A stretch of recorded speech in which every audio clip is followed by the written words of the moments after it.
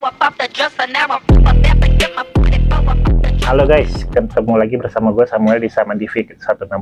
Oke, di depan gue itu ada oli mesin, oli transmisi juga dengan busi. Oke, jadi kali ini gue ingin men-sharing pengalaman pertama kali gue untuk mengganti oli mesin, oli transmisi juga dengan busi ya. Oke, jadi oli mesin ini gue menggunakan oli Ipon ya, berserta dengan oli transmisinya. Sedangkan busi gue beli berdasar dari merek Breeze ya, yang modelnya X-Line. Oke, kita bahas satu persatu. Untuk oli mesin ya, gue menggunakan Scott 4 di Ipon ya. Kenapa? Karena spesifikasi yang ada di sini sesuai dengan standaran pabrik ya. Tips ya, kalau kita ingin mengganti oli aftermarket, kita harus tahu spesifikasi standaran itu seperti apa. Oke. Nah, spesifikasi standaran untuk Honda Divi 160 yaitu ya, Jaso T903 harus MB. Ya, Jaso. Kemudian SAE-nya harus 1030. Kemudian klasifikasi apinya itu SJ atau lebih tinggi. Oke. Nah, apa aja sih yang gue bilang dari standaran Divi 160 itu, kode-kodenya itu maksudnya kayak apa? Oke, pertama kode SAE. Nah, SAE sendiri itu apa? SAE adalah Society of Automotive Engineers. Oke, di sini ini kode SAE-nya 10W30 ya. Maksud dari 10W30 adalah W ini adalah dari winter atau bisa diibaratkan di sini tuh kondisi saat musim dingin atau cuaca sekitar kita adalah itu beriklim winter atau beriklim dingin. Sedangkan W ini bisa menggambarkan bahwa kekentalan oli saat musim dingin itu 10. Kemudian 30 adalah kekentalan oli saat suhu mencapai 100 derajat Celcius adalah 30. Oke. Di sini gue mengganti Ipon yang tadi gue sebutkan di pertama itu kan standaran. Itu 10W30 itu sudah memenuhi standar ya teman-teman, SAE-nya sesuai dengan standar pabrikan Honda. Kemudian apalagi sih yang ketikan, yaitu API ya teman-teman. API itu adalah American Petroleum Institute, yaitu sertifikasi dari Amerika ya teman-teman. Nah, S itu menunjukkan kode bensin. Di sini kan API SL. Nah, sedangkan kalau misalnya kodenya C adalah untuk mesin diesel. Ya, ini kode pertama. Nah, untuk yang kode kedua, L itu adalah grade dari oli tersebut. Semakin mendekati Z akan semakin lebih bagus. Nah, di sini kan sudah SL ya teman-teman. Di sini API SL. Sedangkan untuk yang standar pabrikan Honda aja SJ. Berarti ini lebih bagus dibandingkan standar pabrikan ya, oli standar pabrikan maksudnya. Nah, berarti dua syarat itu sudah terpenuhi teman-teman. Nah, lalu apalagi yang harus diperhatikan yaitu adalah JASO. Ya, kode JASO adalah sertifikat dari Jepang yang singkatannya dari Japanese Automotive Standard Association ya. Nih JASO. Nah, JASO sendiri terdiri atas dua kode, MB dengan MA. MB ini diperuntukkan untuk kopling kering teman-teman, seperti halnya Matic ya. Sedangkan satu lagi MA itu untuk kopling basah, yaitu untuk motor-motor besar ya, kayak CB yang koplingnya menggunakan kopling manual ya teman-teman. Nah, berarti sini sudah MB. Berarti tiga syarat sudah terpenuhi jika kita ingin mengganti oli standar pabrikan Honda ke oli aftermarket seperti ini. Untuk harganya gue beli di harga 137.000. Gue beli di Tokopedia, itu dijamin ori dari Prancis ya. Kemudian gue beli oli transmisi ya teman-teman. Untuk oli transmisi ini gue beli di 67.500. Di sisinya 120 mili ya. Ini kita tahu tadi kan ini kan kode SAE ya teman-teman ya. Kode kekentalan lah. Nah, di sini 80W90 ya, 80W90. Kalau kita bandingkan dengan punyanya Honda itu adalah 10W30 ya. Jauh, berarti ini jauh lebih kental dibandingkan dengan bawaan yang punya Honda ya. Dibuat khusus untuk oli transmisi ini ya. dilihat dari kode API SGL5. Nah, GL5 adalah gear lubrikan. Nah, artinya oli ini dibuat khusus untuk oli transmisi. Ya, apalagi yang gue beli? Yang gue beli itu busi, teman-teman ya. Gue beli busi Brix, ya. Nah, gue beli busi Brix ini pernah dulu gue pakai untuk CB150R gue beli yang racing. Nah, ada kelebihan kelemahannya waktu dulu ya, gue sekedar sharing aja. Waktu gue beli yang racing di harga 200 ribuan lebih, itu waktu gue di kecepatan tinggi, itu ngisi banget teman, tenaganya keluar, powernya keluar. Tapi ketika teman-teman bawa saat macet-macetan, motornya seperti endut-endutan. Nah, waktu gue konfirmasi ke Brixnya langsung, ternyata motor gue harus di remap karena pengapiannya tidak sesuai ya. Karena gue ECU-nya itu masih standaran waktu itu. Tapi waktu kecepatan tinggi itu ngisi banget, powernya keluar. Nah, yang ini gue beli Brix lagi, tapi di bawah yang racing ya. Nah, kenapa gue beli Brix ini? Nah, itu pengapiannya teman-teman bisa lihat. Itu digadang-gadang adalah 360 derajat ya di sini. Nih.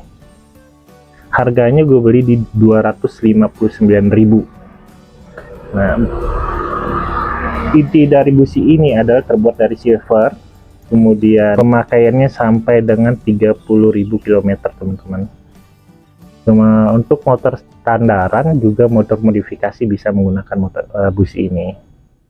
Nah, ini kan kenapa gue ganti busi, karena kan gue udah ganti knalpot nih, dan kendalanya itu suka meleduk-meleduk ya. Kadang kalau kita bawa idle di kecepatan rendah itu kadang-kadang meledak tuh. Nah, gue pikir itu pembakarannya kurang sempurna, jadi gue mencoba dengan ganti busi ya dari Brix. Nah teman-teman, untuk mengganti busi ini kita membutuhkan tools tambahan, yaitu kunci torsi. Nah, ini gue beli kunci torsi karena yang dianjurkan dari Brix ini itu kencangan businya di sekitar 10-15. Nah, di sini 13 Nm ya teman-teman. Jadi kita nggak boleh asal mengencangkan busi aja, berbahaya teman-teman.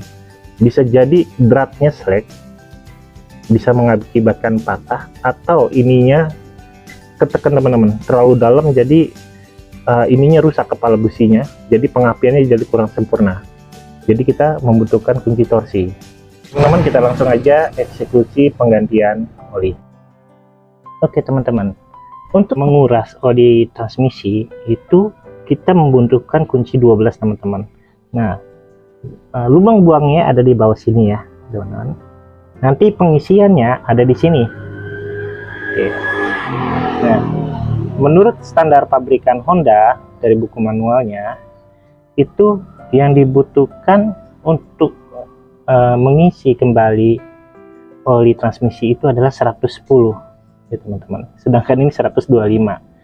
Nah, kita mengikuti standar pabrikan Honda di 110 ya teman-teman. Nanti pas kita ngisi itu kita kurangin. Oke, kita kuras dulu.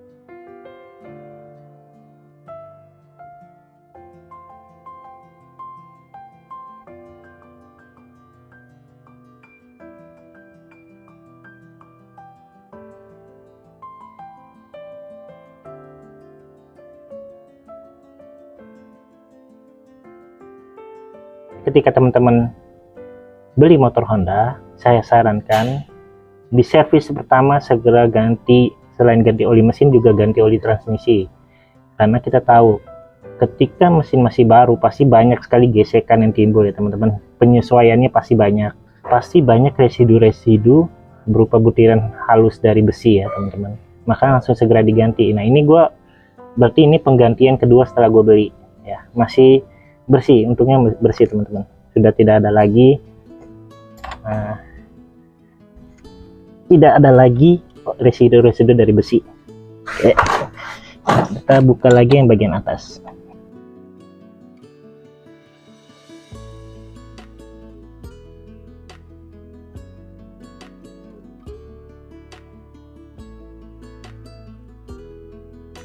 Biar dia tiris, kita bersihkan baut-bautnya teman-teman. gunakan tisu aja ya, kotor nih. Apalagi kan kalau di rumah kita nggak punya angin ya, kompresor angin, jadi kita gunakan manual aja dengan tisu jadi cukup. Yang pastikan bahwa tidak ada kotoran di baut.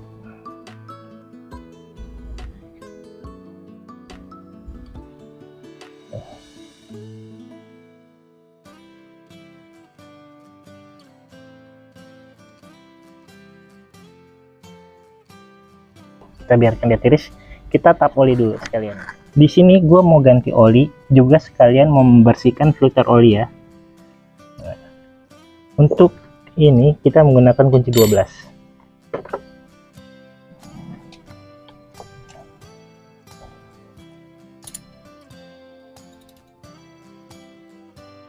Ya, teman-teman, sudah terbuka. Sambil tiris, kita bersihkan bautnya dengan tisu.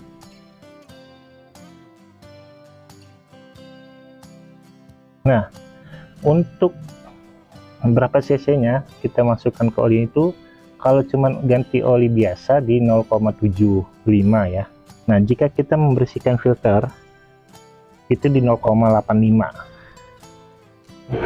Buku panduan manual ADV 160 ini kita hanya dapat buku garansi teman-teman, sedangkan buku panduan ini kita harus download sendiri. Gua dapatnya di www Honda Motor Pub ya, teman-teman bisa ngeliat di sini dan bisa download ya.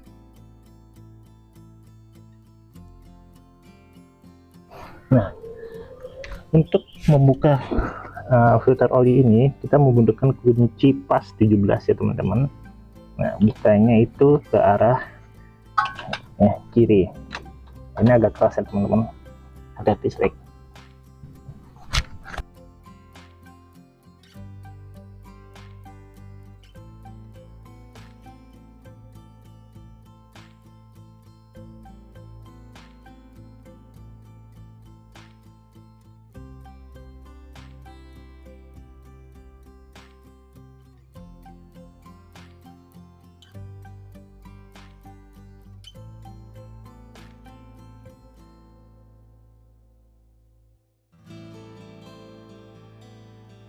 Nah, teman-teman lihat.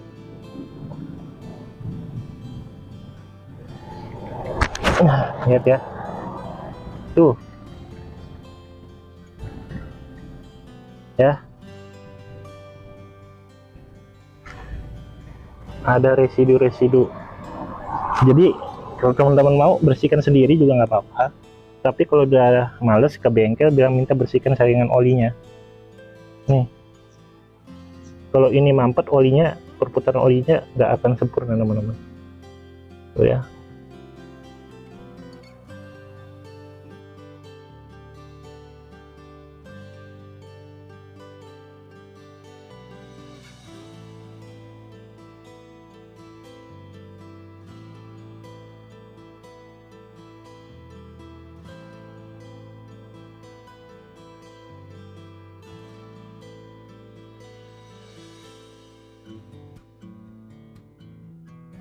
Sambil tiriskan kita buka juga.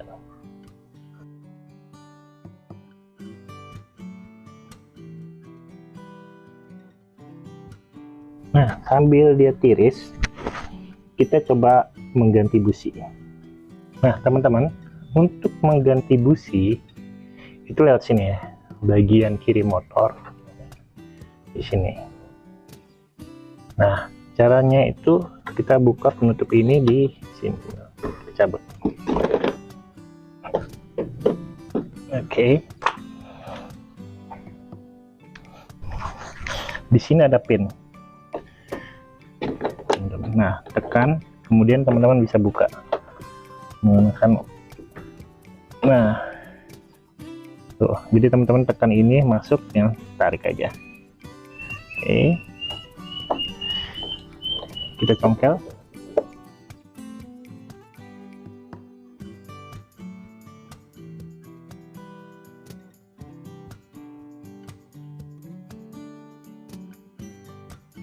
Ya, jadi teman-teman harus angkat.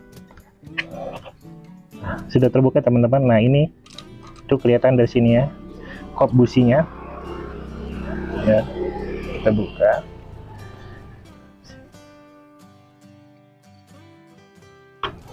Oke, kita gunakan kunci busi bawaan dari motor, pasti teman-teman dapatkan di toolsnya.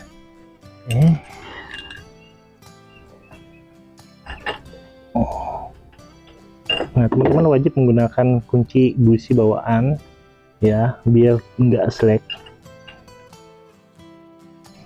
ya. Ini riskan teman-teman, kalau slack habis sudah, soalnya dekat blok mesin ya teman-teman. Apa ya, kunci 10 teman-teman, kunci shock 10 biar lebih panjang.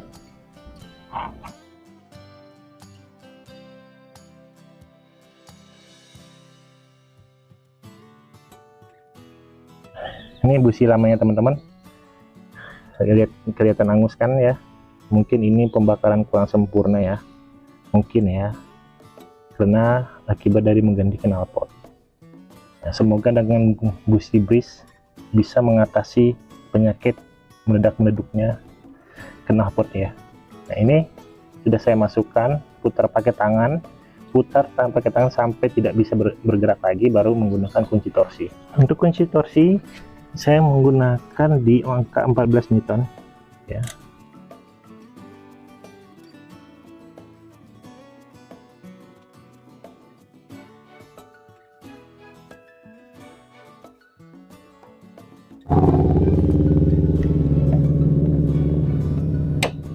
Ya,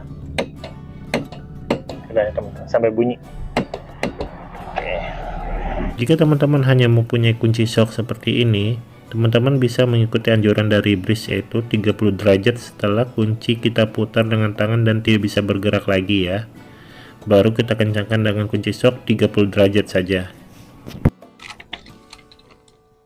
Nah teman-teman, pastikan kop businya ini sudah tertutup rapat ya, jangan sampai ada longgar, kalau tidak nanti masuk air jadi mogok jadinya teman-teman. Nah ini sudah masuk, kemudian ini bagian dalamnya ya teman-teman, ingat ini, sorry. Nah ini kita akan pasang kembali, ini ya modelnya itu seperti ini, masukkan.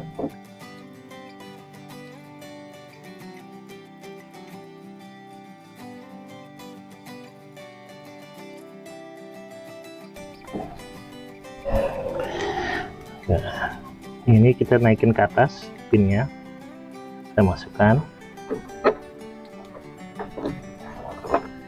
kita tekan. Nah selesai.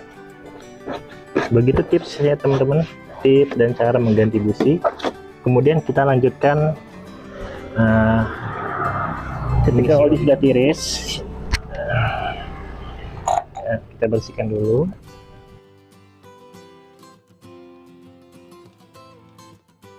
Masukkan kembali saringan olinya, posisinya begini ya, masukkan kembali seperti biasa biar tidak slack. Kita kencangkan dulu pakai tangan ya teman-teman.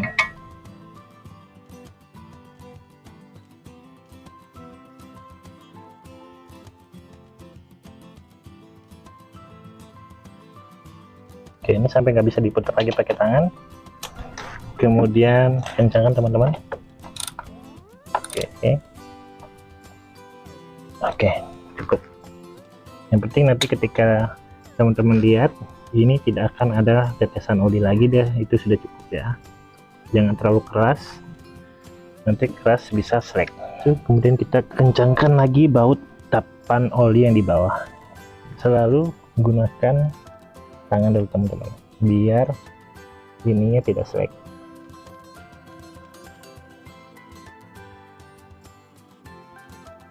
Lancar ya. Hati-hati teman-teman, karena pengalaman saya itu mungkin ada tukang montir yang terlalu terburu-buru, jadi di CB 150R saya drat ulir dalam mesinnya itu hancur, jadi mau nggak mau dibor, dibikin drat ulang ya teman-teman. Sudah terpasang. Kemudian kita kencangkan. Kemudian kita isi olinya dari yang sebelah sini teman-teman. Ini kan agak jauh ya teman-teman. Nah, tipsnya teman-teman kalau nggak punya corong menggunakan selang. Ya, jadi teman-teman taruh selang yang sudah dibersihkan dalamnya seperti itu. Kemudian kita tuang.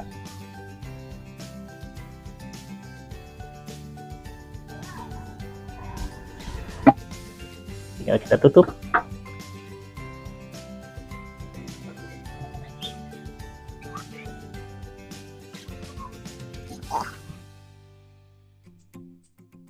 Nah, setelah masukin ini, teman-teman bisa ngecek di baut bawah itu ada keluar oli enggak ya, dengan di filter oli, untuk memastikan bahwa itu kencangnya sempurna. Teman-teman, ini kan 1000, bisa kurangin 2, jadi 800 ya. Ya, ini ada urat ukurnya. Ketika sudah mengganti oli mesin, sekarang kita ganti oli transmisinya ya. Tadi sudah ditap, kita kencangkan kembali.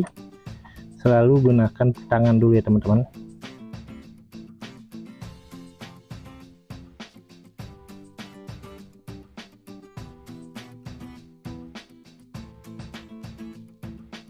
Oke, sudah. Kemudian kita kencangkan. Kencangkan secukupnya aja. Kemudian kita isinya melalui lubang ini bagian atas. Kita akan kurangi 15 mili, berarti sekitar pertengahan ini teman-teman. Kita kurangin dulu.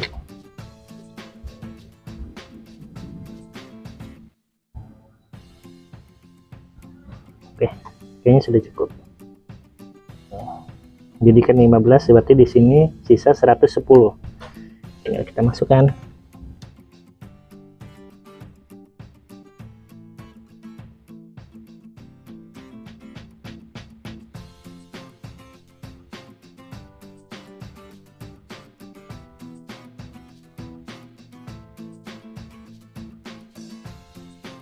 Sudah terisi, kita kencangkan kembali.